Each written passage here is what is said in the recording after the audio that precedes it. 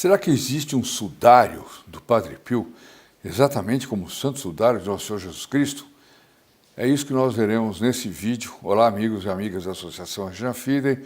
Meu nome é Odair Gutierrez e este é o programa Padre Pio. Eu tenho uma matéria aqui surpreendente. Quando eu li essa matéria, eu falei, me tira limpo se esse site é sério, se as informações são sérias, e tanto quanto nós conseguimos verificar, ele é sério, né?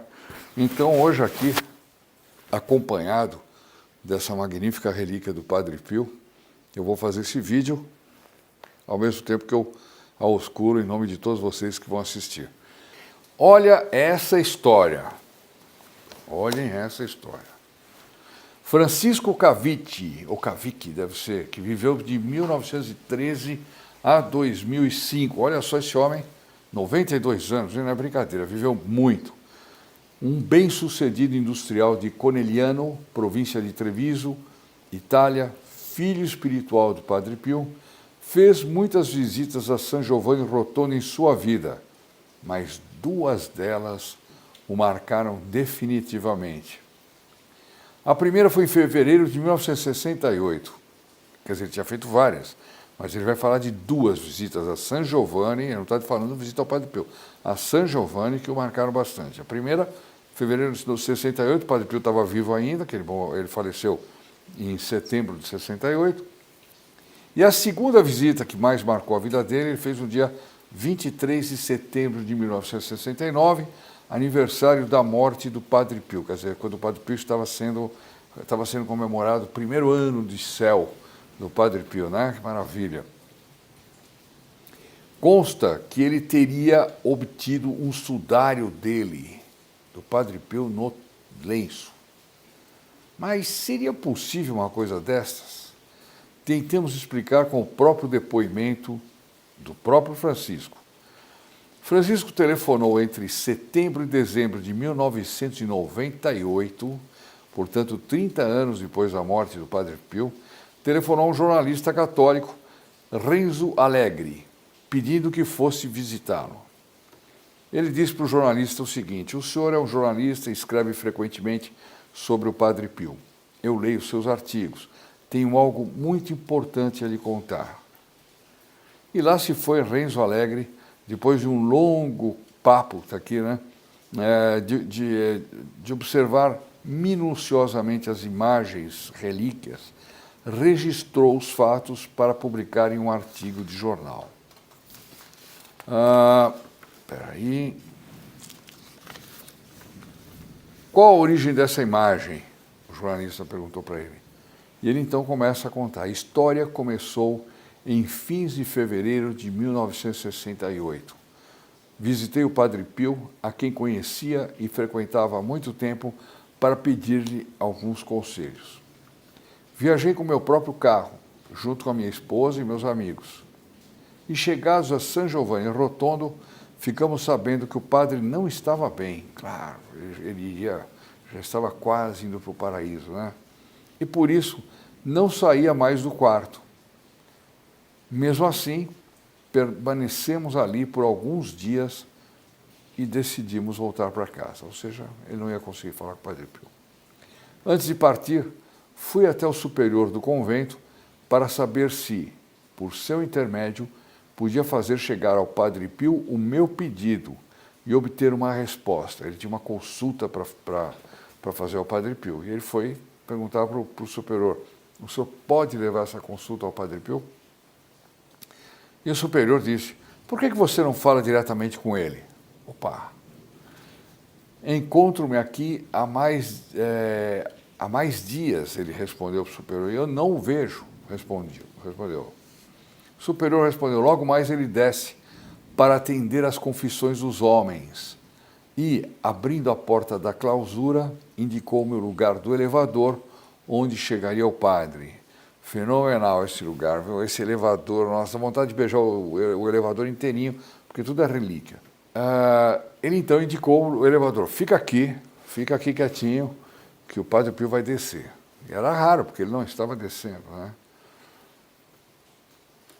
Aguardei-o Aguarde-o aí, disse-me. Eu estava sozinho diante do elevador e andava preocupado. Não sabia de que jeito começaria a falar com o Padre Pio. Ele sempre tinha pouco tempo e, portanto, não podia perder-se em conversas. De fato, pessoas assim a gente tem até que ter escrúpulo de tomar tempo, né? Você pega uma pessoa que às vezes é muito solicitada, tem muita gente querendo falar com ela, aí tem gente que não tem um pingo de educação, o sujeito pega o sujeito e aluga o sujeito, né? Ele pode ver que tem uma fila lá atrás. Bom, eu tomei esse cuidado quando estive em São Giovanni Rotondo e fui falar com o superior do convento. Eu levei uma agendazinha num cartão que dava para tratar em 10 minutos. Né? Para minha surpresa, ele ficou conversando comigo 2h30. Para minha surpresa, ele me convidou para almoçar junto no refeitório dos Capuchinhos e foi um contato espetacular. Mas eu não fui pensando em alugar o pobre do guardião, não, de jeito nenhum, né? E ele aqui também estava com essa preocupação. A agitação me fazia suar as mãos. Tirei do bolso o lenço e mantive-o apertado na mão para enxugar o suor. Olha o detalhe, ele estava no mês de fevereiro, em pleno inverno, as mãos suavam. Esse detalhe é importante, guarde. E o elevador chegou. Ajoelhei-me diante da porta. Assim que ela abriu, Padre Pio me deu a mão para beijar e disse sorrindo, filho, se não levantar eu não posso sair. É muito sujeito do Padre Pio. Ele acho que se plantou ali na frente do elevador, né? Bom, de fato eu estava trancando a passagem. Levantei-me. Ele viu o lenço que tinha na minha mão e o pegou. Logo pensei, que beleza, quando ele me devolver será para mim uma relíquia preciosa. Já pensou? O Padre Pio pega o seu lenço assim e devolve, não precisa mais nada. Uma relíquia. Você vai colocar o lenço dentro de um relicário desse, apesar de ser uma relíquia indireta. Esse aqui não, esse aqui é direta porque, ó, tem o sangue do Padre Pio ali dentro, né? Tem o sangue do Padre Pio, é aquela camisa que ele usava por baixo do hábito e é o sangue do ombro dele, onde tinha a chaga da cruz, que o Padre Pio carregava consigo mesmo, né? As chagas.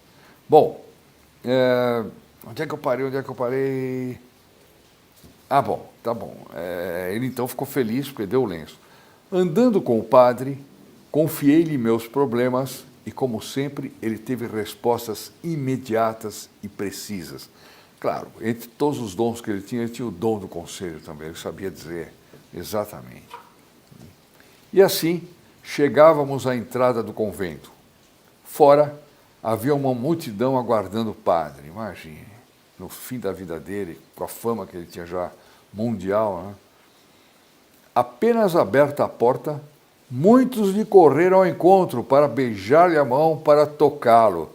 Isso é maravilhoso, mas era uma maldade com ele, coitado, porque ele estava todo dolorido, cheio de chagas, era uma coisa assim, ai, era tremendo. Olha, até essa cruz ele carregava. Diz que depois das missas era preciso fazer um cordão de isolamento, porque ele saía tão dolorido que ele não aguentava ser tocado. Quer dizer, aguentava, né? Mas era um sofrimento fenomenal, porque o Padre Pio aguentava tudo.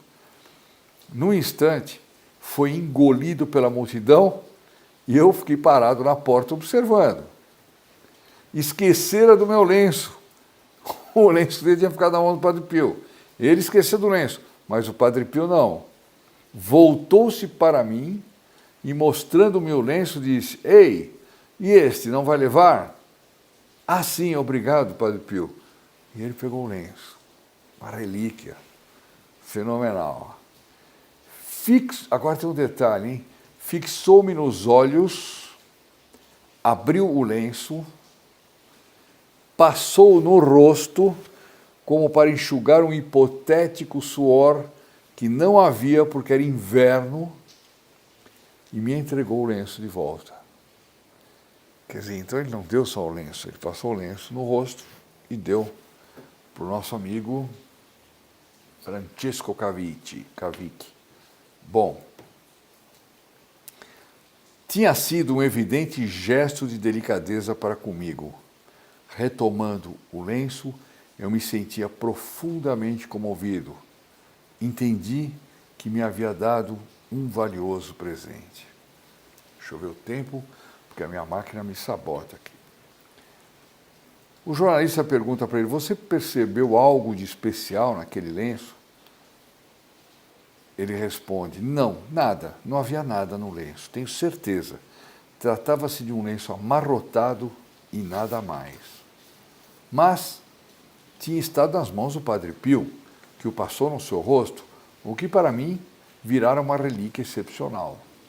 Chegado ao hotel, contei tudo à minha mulher, e também ela sentiu-se feliz por termos esse objeto. Voltando para casa, nós o guardamos com a maior devoção. Eu o carregava sempre comigo.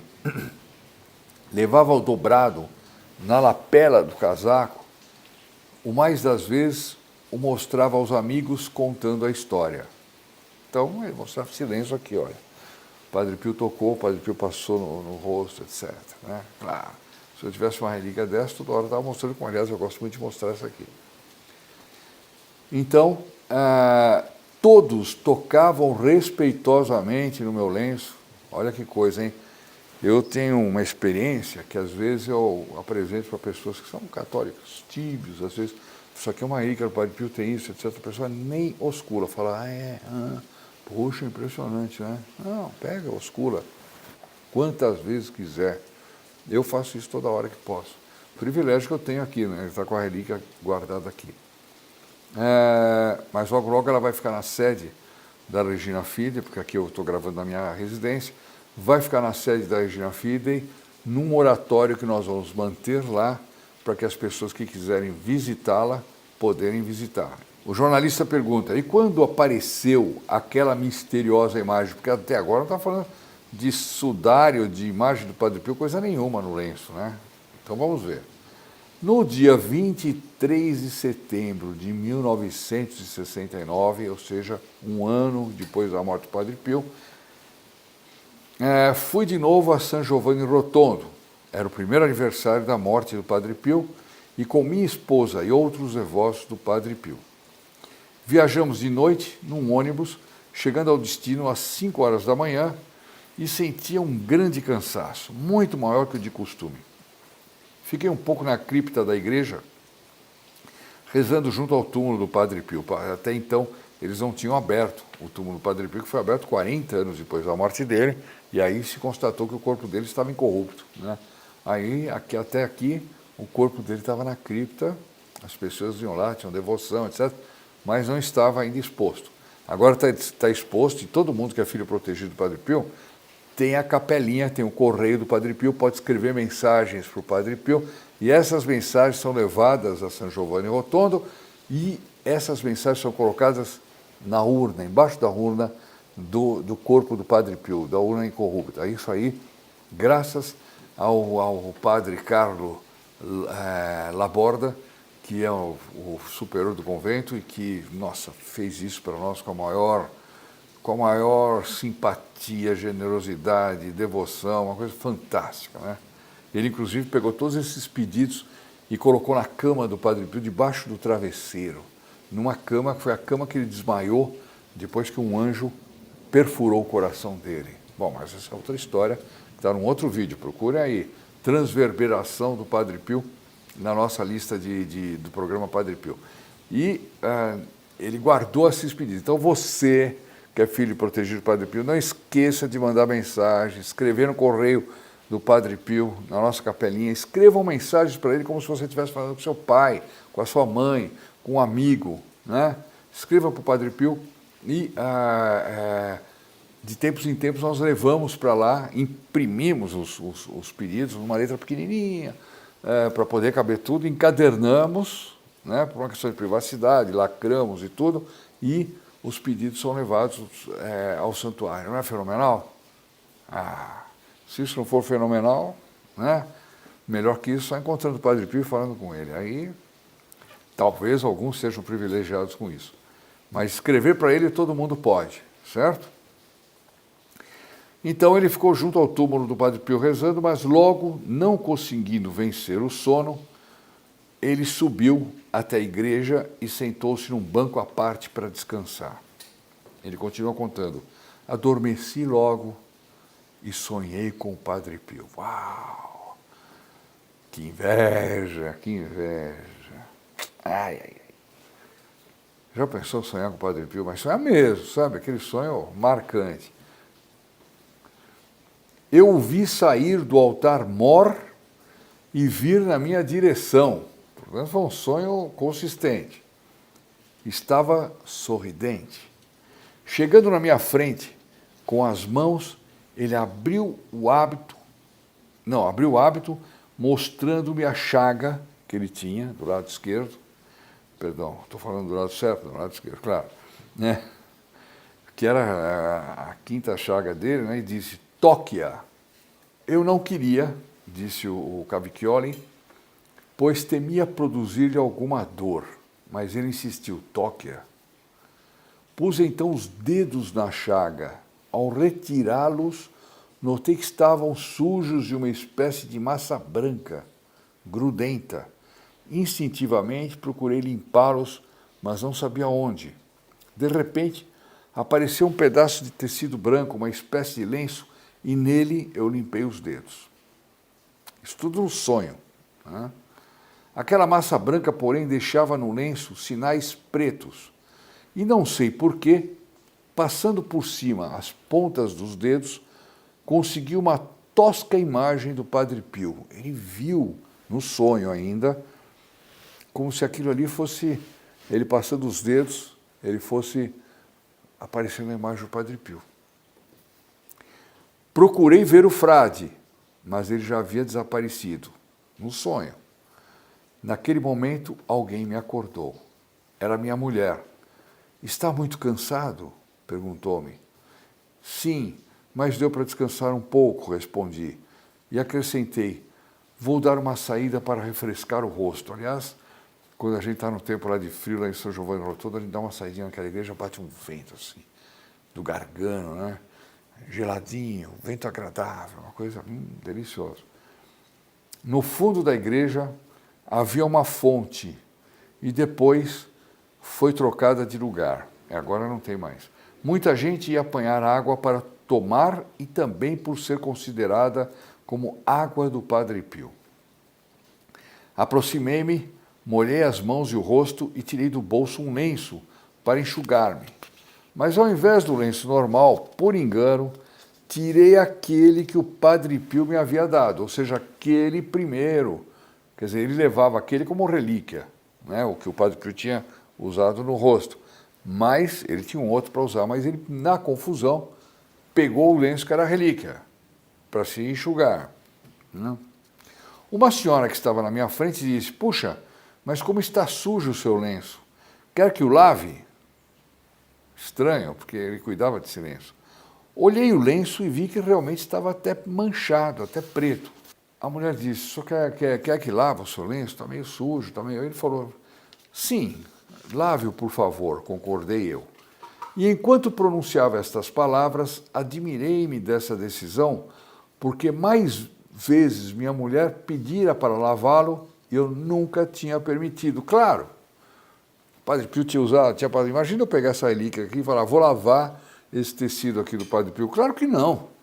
Né? A senhora aproximou-se e começou a derramar água da sua garrafa sobre o lenço, que ela tinha pego na fonte a água, né? Eu o esfregava nas mãos. De repente ela começou a gritar, Padre Pio, Padre Pio. Onde está ele? Perguntei. Ali, no lenço, disse-me ela, continuando a gritar. Acorreu muita gente e eu me assustei. Claro, imagina. Por que ele se assustou? Porque um dia antes uma senhora que havia gritado na igreja, dizendo ver o Padre Pio nos degraus do altar, fora preso pelos carabineiros, a polícia italiana, e levado à delegacia de polícia. Pus no bolso o lenço todo molhado e me afastei dizendo, nada de novo a ver, nada de novo a ver. Refugiei-me na igreja e pouco depois voltei ao hotel. O jornalista pergunta, no lenço via-se o rosto do Padre Pio? Ele diz, eu na verdade via sinais pretos e desconexos, semelhantes aos que parecia ter visto em sonho.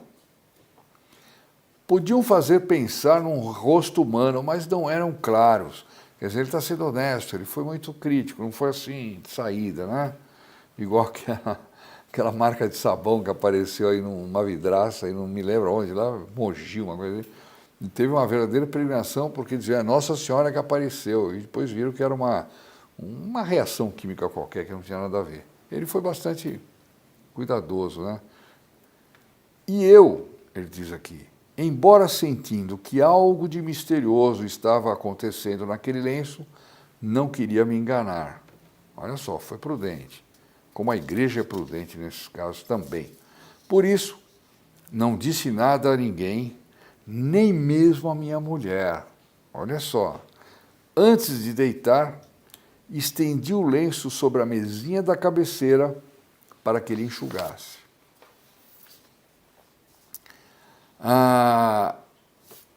De manhã, durante a missa, rezei ao Padre Pio que me fizesse entender o significado dos sinais aparecidos no lenço, aqueles sinais ainda borrados.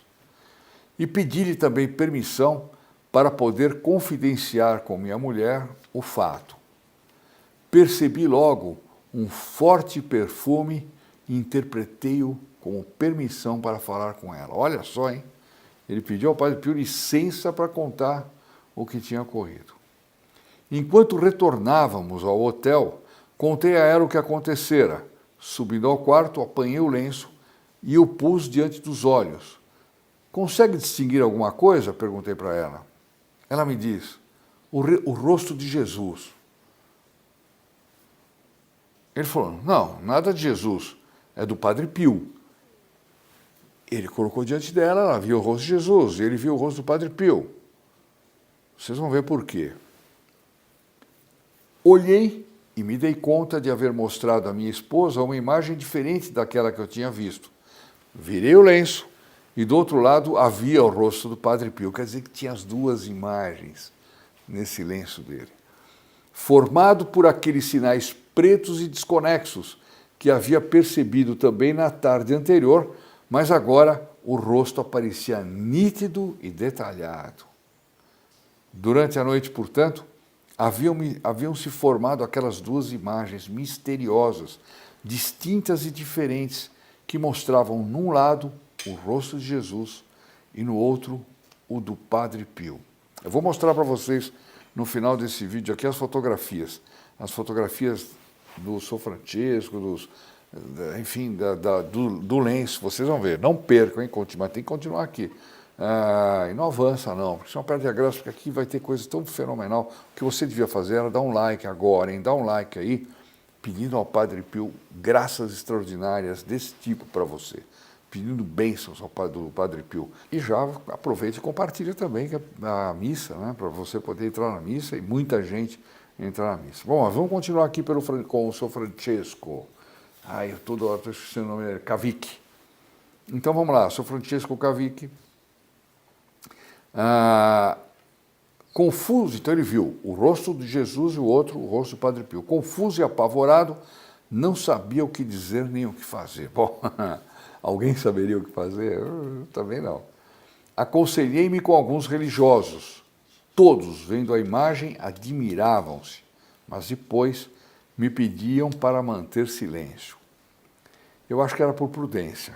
Espero que tenha sido isso, eu prefiro acreditar que seja isso. Retornando a Corneliano, procurei meu bispo e também ele me recomendou o silêncio. Temiam que o caso pudesse suscitar fanatismo e atrapalhar a causa da beatificação. E eu obedeci. Esse argumento tem uma certa lógica, porque estava em plena causa da beatificação do Padre Pio, né? E que já tinha começado, e se começasse uma onda de coisas assim, ia aparecer também a onda de coisas que não eram verdadeiras, iam aparecer outros com visões, outros com não sei o que, isso aí poderia desacreditar a causa da beatificação. Guardei sempre escondida essa imagem. Onde será que ela está agora, hein? Eu vou pesquisar esse negócio. só a mostrava a quem tinha autorização dos frades capuchinhos. Mas agora tenho a permissão de torná-la conhecida e espero que decidam, enfim, examiná-la para entender qual o seu valor e seu segredo, como foi feito com o Santo Sudário de Turim, que foi examinado, reexaminado, foi feito tudo com ele. E ficou claro que ele era verdadeiro, era miraculoso, né? Uma nota, aqui tem uma nota. Esse depoimento de fatos vividos entre 1968 e 1969 só foi dado em fins de 1998, portanto, uns 30 anos depois, né?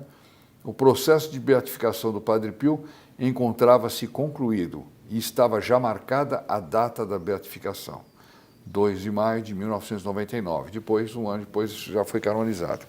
Não havia mais razão para o silêncio. Daí o interesse de Francesco Cavic de tornar públicos os fatos. Quis valer-se de jornalista Renzo Allegri, especialista para fatos desse gênero e conhecedor da vida do Padre Pio. Ele publicou um artigo sobre o caso, mas mantendo-se, porém, neutro, com um pé atrás. O jornalista também foi cauteloso. Francesco Cavic era um industrial bem-sucedido em Conegliano e tinha 85 anos quando fez essa revelação. Em razão de seus méritos, o presidente da República lhe concedera o título de comendador. Era um cristão convicto, praticante, tanto assim que fora designado como responsável pelos grupos de oração do Padre Pio em sua cidade. Estou olhando o tempo aqui. Cargo que só se oferecia a pessoas que se distinguissem pela prudência e pela prática da vida espiritual. Mesmo assim, Renzo Allegri tinha a impressão de que, ao menos em parte, isso tudo fosse fruto de fantasia. Uma história desconcertante ou incrível. Francesco Cavic morreu em 2005, aos 92 anos, e o famoso lenço foi confiado a uma comunidade de frades. Eu preciso descobrir essa história. E lá, a certa altura, decidiram submeter as imagens ao exame de um perito. Fizeram muito bem, é prudente isso, né? Dirigiram-se ao professor Giulio Fanti, da Universidade de Pádua. Fanti é docente de medidas mecânicas e térmicas no Departamento de Engenharia Mecânica da dita universidade. Um cientista notável que participou na organização de diversos empreendimentos espaciais dos Estados Unidos, mas é também um perito do Santo Sudário, sobre o qual fez importantes pesquisas, escreveu livros e é um estudioso daquelas imagens misteriosas ditas akeropite, palavra que significa em grego não feitas por mão humana. Fanti estudou o caso com a maior seriedade, chegando a conclusões que verdadeiramente possuem algo de incrível. Então agora eu vou pedir para projetar as imagens. E enquanto vai projetando as imagens, as fotos, mostrando os dois lados da imagem, eu vou lendo aqui as palavras do Dr. Fanti, que diz assim: as duas imagens que aparecem no lenço não têm explicação científica e, portanto, não são obra humana. Apresentam, ademais, as típicas características do Santo Sudário. Não foram pintadas, não foram desenhadas, na tela não se encontra qualquer traço de tinta ou de outra substância. A ciência deve estar aberta a tudo e, se existe um objeto estranho, do qual não se conhece a origem, o caminho certo é indagá-lo. Aí vocês estão vendo aí.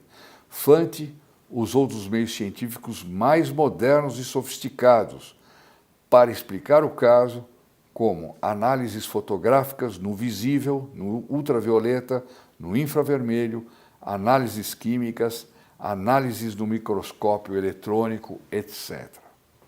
A conclusão é irrefutável. Palavras dele, do Dr. Fanti.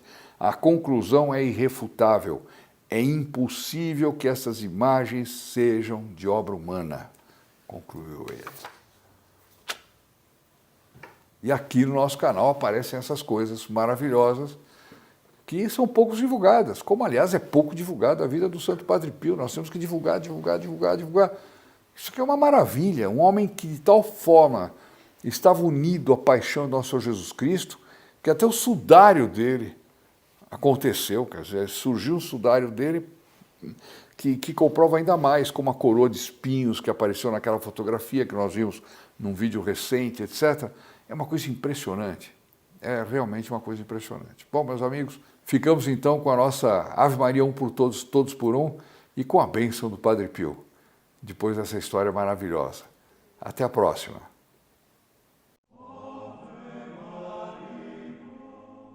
Ave Maria, cheia de graça, o Senhor é convosco. Bendita sois vós entre as mulheres, e bendito é o fruto do vosso ventre, Jesus. Santa Maria, Mãe de Deus, rogai por nós, pecadores, agora e na hora da nossa morte. Amém.